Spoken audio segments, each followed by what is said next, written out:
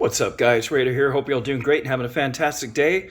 So today I'm bidding farewell to my FrSky or FrSky or however you want to pronounce it, Horus x10s here. I've had this bad boy for, I don't know, 2.5, 3 years. I got it shortly after the QX7, but I also have an X9D, and that's why I'm getting rid of this, because I just have too many FrSky radios already as it is. But just making this little video as a memory, because this radio has treated me really good. 3 things that I really like about this radio, even though it gets crapped on a lot in the drone community because it's not like low speed crossfire compatible without doing it's like a 10-minute solder mod is all it takes. It's not like a big deal. We all solder in this industry, or this hobby anyway.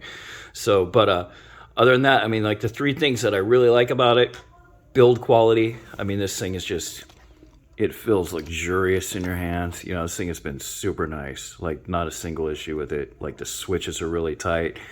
And that brings me to my next thing that I really like about it, and that is these gimbals. Oh my gosh, these are like M12 CNC machine stainless steel gimbals, full Hall effect. They will definitely last the lifetime of this controller. And third thing, before we say goodbye to my old friend here, is this will kind of speak for itself. Welcome to Horus.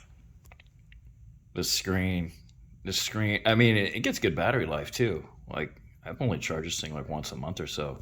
The screen is absolutely just beautiful. You got full menu access to everything. Yeah, it's just pretty amazing.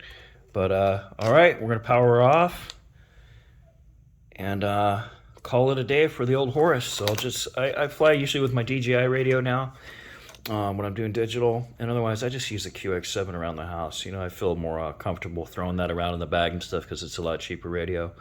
So Horus, goodbye. You've been a really good friend. Appreciate your service, and treat the new owner well. All right, guys, thanks for tuning in. Just a little recap here. And if you guys find this radio like used on eBay or something, pick it up. It is a killer radio, especially if you get into wing flying and stuff. This thing's really great for like wing pilots and experimental builds and stuff like that, because it's full 16 channels and 32 after you do like some update on it. So it's got a lot of potential for a lot of uses, you know. But hopefully the next owner gets a lot more use out of it than me. And it's time to go ship it off. All right, guys, hope you're all having a great, fantastic day. Talk with you soon.